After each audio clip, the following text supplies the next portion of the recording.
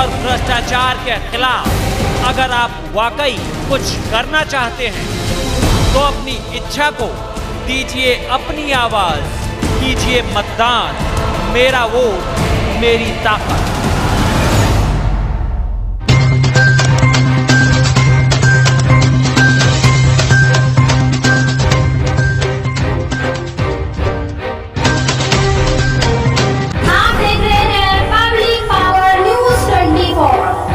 परिचय बता दीजिए। परम आदरणीय,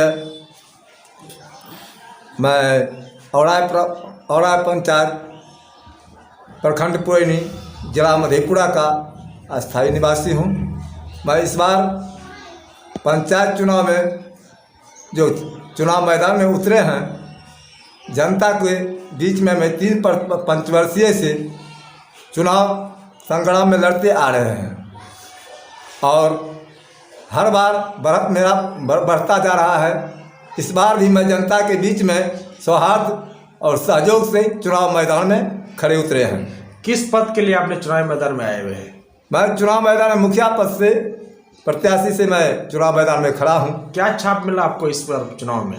मेरा टेम्पू छाप मिला है। टेम्पू छाप जी, सवारी एक टेम्पू छाप मिला आपको जी। अच्छा, तो आप जो चुनावी मैदान में आगमन किए हैं, किस मुद्दे लेकर आपने आए हुए? चुनावी मैदान का क्या मुद्दा है आपका? पहला मुद्दा हमारा है शिक्षा के क्षेत्र में विकास हो। नौजवान जितना हमारे छोटे छोटे बाल बच्चे हैं, शिक्षा की स्थिति गिरता जा रहा है, उसके ऊपर उठाने के लिए हर संभव मैं प्रयास करूंगा। और चिकित्सा व्यवस्था जो है चरमरा गई है इस पंचायत की। चिकित्सा व्यवस्था पर हम भी पूरा जोर देके अपने पंचायत में प्रखंड में आवाज़ उठाएंगे पब्लिक जनता के लिए। दूसरा व्यवस्था क्या रहेगा आपका क्षेत्र का? दूसरा व्यवस्था हमारा जितना बेरोजगार युवा गांव में घूम रहे हैं, चाहे पढ़ा लिखा हो और चाहे वैसे भी हो, उसके लिए हम नौकरी में जहां तक होगा अपने बीपीएल धारी में ऐसी मनरेगा के तहत काम में जुड़वाऊँगा। जहां तक शिक्षा के से जुड़े हुए हैं उसके लिए पैरवी लेकर आगे जहाँ तक उसको मदद करने का प्रयास होगा, मदद करके उसके नौकरी तक पहुँचाने का प्रयास रहेगा। कहीं आपको यहाँ का जनता भारी मतों से विजय बनाते हैं तो पहला प्राथमिकता आपका क्या रहेगा क्षेत्र का? पहला प्राथमिकता तो हम यही रहेगा कि सब शिक्षा पर जोर दें, बच्चों को आगे बढ़ाने का प्रयास करेंगे। दूसरा प्राथमिकता है हमारा चिकित्सा स्वास्थ्य व्यवस्था ठीक ठाक रहे। उप स्वास्थ्य केंद्र का जो स्थिति है जर्जर पाया गया है क्षेत्र में आपका, उनका जो विधि व्यवस्था बहुत गंभीर देखा जा रहा है, इनके ऊपर आपका क्या पहल है? इसके ऊपर मेरा पूरा पहल है कि गांव में जितना भी पंचायत में जितना भी विधि व्यवस्था गिरा हुआ है, चरमराया हुआ है, लूट घसोट हुआ है, चाहे मनरेगा के तहत हुआ हो, चाहे बीपीएल के तहत और किसी सबको आगे बढ़ाने के मैं हर संभव प्रयास करूंगा। इस क्षेत्र में जो वर्तमान मुखिया के द्वारा विकास हुआ है, इस विकास से आप कितना % खुश हैं? इस विकास से हम लोग बिल्कुल 1% खुश नहीं है। इस क्षेत्र में जो जल योजना से हर घर में नल पहुंचना चाहिए, इसका क्या स्थिति है क्षेत्र में आपका? इसका भी स्थिति बिल्कुल चौपट है। कहीं नल जल योजना का पानी सुचारू रूप से नहीं चल रहा है, गंभीर व्यवस्था है। तो इस क्षेत्र में प्रधानमंत्री आवास योजना क्या स्थिति है?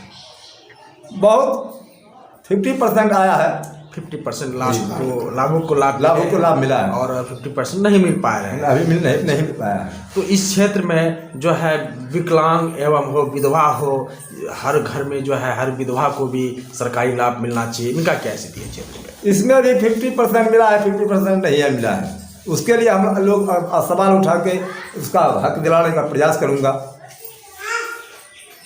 इस क्षेत्र में सीमांचल क्षेत्र है, सीमांचल क्षेत्र में तरह तरह का रोड का भी समस्या देखा जा रहा है, जो कि शादी से योजना से हर गली में रोड बनना चाहिए, लेकिन उनका स्थिति विधि व्यवस्था जब हमने आपका पंचायत को भ्रमण किए तो हर एक समस्या देखा जा रहा है। इनमें आपका क्या पहल है? इसमें हम लोग अपने पहल से जहाँ तक बन पाया है रोड की स्थिति को ठीक ठाक करने का प्रयास कर रहे हैं, लेकिन अभी तक स्थिति उतना ठीक नहीं है जितना होना चाहिए। कहीं पुल टूटा है, कहीं पुलिया टूटा है, कहीं सड़क टूटा है, कहीं लूट घसोट के चलते कहीं गिट्टी पड़ा है, कहीं सीमेंट नहीं, कहीं सीमेंट है तो गिट्टी नहीं, टूट फूट सब लूट घसोट के चलते यहाँ की विधि व्यवस्था मुखिया हो या समिति हो सब अपने पॉकेट भरने में लगे हुए हैं, लेकिन सुचारू रूप से धरातल पर 25% काम नहीं उतरा है। नहीं उतरा है जी नहीं। क्या लगता है आपको 5 साल जो इस क्षेत्र में विकास हुए, ये विकास कहाँ हुआ आपका? कलम या कागज पे या तो धरातल पे? कागज पर हुआ। मनरेगा का जितना भी बीपीएल का मिट्टी भराई हुआ हो या रोड का मिट्टी भराई हुआ हो या खेल मैदान का मिट्टी भराई सिर्फ कागज पर हुआ है। काम के नाम पर 25% काम दूसरा, बाकी पैसा लूट घसोट में खा चुका गया। कहीं आपको मुखिया बनाते हैं का जनता, इस बार तो आशीर्वाद आपको, आपका जो क्षेत्र हमने जो भ्रमण किए तो पूरा सरगर्मी जो है बहुत तेज मिलने के लिए देखने के लिए मिल रहा है। तो इस कारण से आज आप आपसे मिल भी रहे हैं और जो है इंटरव्यू भी आपसे हम कर रहे हैं कि आखिर यहाँ का जनता आपके प्रति क्यों इतना जो है, आपके प्रति क्यों है इतना? क्योंकि जितना भी जनता से हम लोग मिले आपका नाम बोल रहा है, टेम्पू छाप। आखिर क्या कारण है इनका?